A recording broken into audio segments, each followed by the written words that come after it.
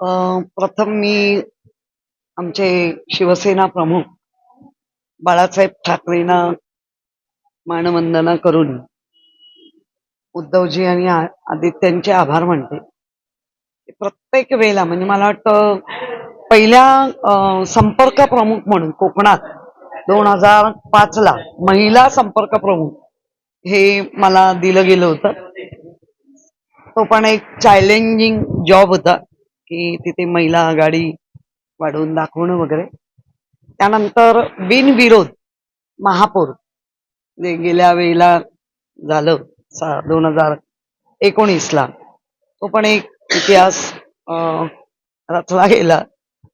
त्यानंतर 19 ते 26 ह्यामध्ये महापौरच नाही, म्हणजे आत्ता जे महापौरांची तारीख येईल ती त्या दिवसापासून, त्यामुळे तो पण एक बघताना 100 वर्षांनी तो इतिहास वाटेल, तो एक रचला गेला. आणि पहिल्यांदाच अपोजिशन लीडर म्हणजेच विरोधी पक्ष नेता अशी रूढी परंपरा चालू होतं.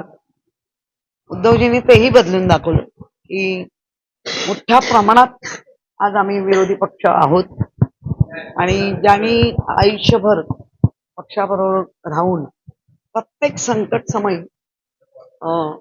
असं त्यांचं म्हणणं आहे. कारण मी आज पेपरमध्ये ढालीसारख्या लढले, ढाल बनून, ते आनंद आहे.